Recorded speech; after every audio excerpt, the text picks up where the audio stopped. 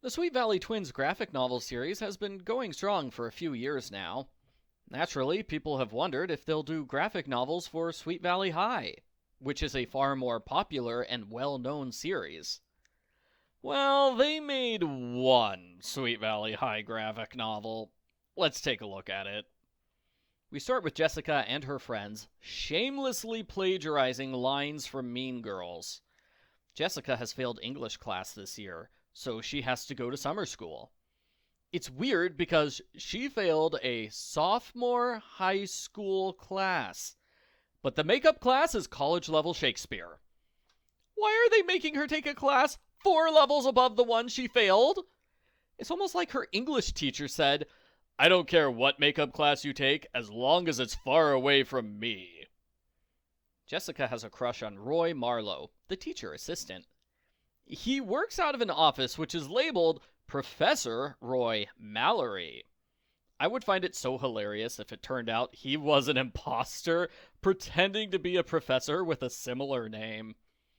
My guess is that they did a sloppy job of changing him from a professor to a TA after somebody read the book and said, "Jessica can't fall in love with a college professor. That's creepy and illegal. Make him a TA instead." That's less creepy, but still illegal. Jessica wears special outfits to class, and she shows off how smart she is by giving high-level literary analysis. I'm pretty sure she's just repeating something smart-sounding that she found on the internet, because for the rest of the book, she knows nothing about literature. She can't even spell sonnet, much less analyze one. I'm not sure why they named the book after this scene. Meanwhile, Elizabeth has been busy with volunteering. She's teaching blind children how to ride horses that were rescued from circuses. I'm not joking, that is an oddly specific charity. Her boyfriend, Todd, is a whiny brat. He complains he doesn't see her often enough. "I want you to quit your work, Elizabeth. You think your work is more important than me." He complains even more when she shows up late to one of their dates. The twins talk to each other. Jessica brags she's dating Roy. Elizabeth gives her a lecture saying that is completely inappropriate. He's an adult in a position of power. It's illegal for him to date a 16-year-old. This is not okay, Jessica. Elizabeth is right, but it's not a good sign when your book has 2 separate lectures, which explain why the book is bad and wrong. Jessica does a poor job of pretending to be smart. She's awkward at an art gallery, and at a poetry reading, she cheers, "Woohoo! Poetry!" Todd sees Jessica at the poetry reading. He mistakes her for Elizabeth, and he throws a fit, because Elizabeth lied to him about her plans. He confronts Elizabeth, who explains he must have confused her with Jessica. They're identical twins. It happens all the time. Todd is angry. He can't believe she's using a twin swap as an excuse. He throws an even larger hissy fit and storms off. Jessica switches from trying to date Roy to pretending she's dating Roy. She takes pictures of him when he's not looking so she can post them online.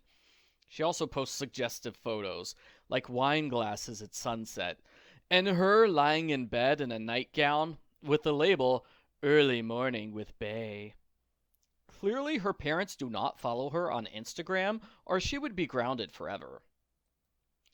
Elizabeth decides to investigate. She disguises herself as Jessica and talks to Roy. She's relieved to learn the entire relationship is fake, and Roy has no idea what's been going on. What's more, Roy is married.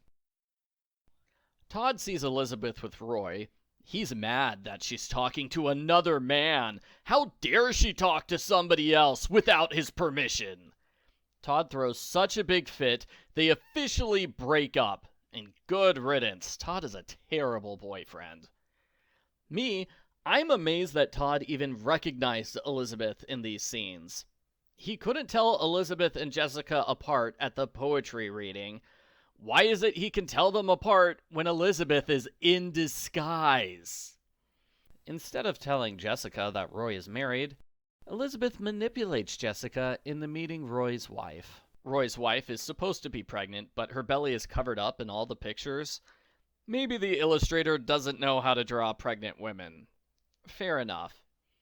The graphic novel ends by setting up for the second book of the series, which is sad because there is no second book.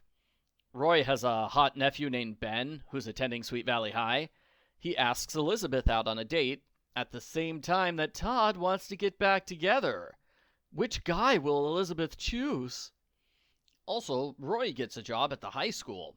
Jessica worries he'll find out she pretended to date him. I have no idea why she can't just delete the incriminating photos from Instagram. The end. Postbook follow-up. I guess I can see why this graphic novel didn't get a sequel. It's not that good. But on the other hand, it's not that different from a typical Sweet Valley High book. It's like a combination of teacher crush and dangerous love. Or whatever the book is where Todd is super whiny and annoying the whole time. He isn't fun to read about, but it is in character for him. Sweet Valley High is a romance series, but it usually avoids any mention of certain adult activities that can result in pregnancy. This book is not explicit, but it feels explicit because it directly mentions those topics that the original series avoided. The artwork is fine. I was expecting it to be more like a superhero comic book, where all the characters are ridiculously good looking. That would match Sweet Valley High. I don't know much about comic art. I'm told it's going for a 1980s vibe, which doesn't make sense exactly when the book is purposely ditching the 1980s setting to take place in modern day. Overall, the book is not a success, but I don't think it's that much of a failure to end all hope of a Sweet Valley High series forever. Maybe someone will try again, probably by doing an adaptation of the first book, instead of trying an original story like this one. I also wouldn't be surprised if somebody tried to remake the series, but with more heavy PG-13 stuff, like this book kinda did. I give Sweet Valley High graphic novel number 1 Academic All-Star a 3 out of 10.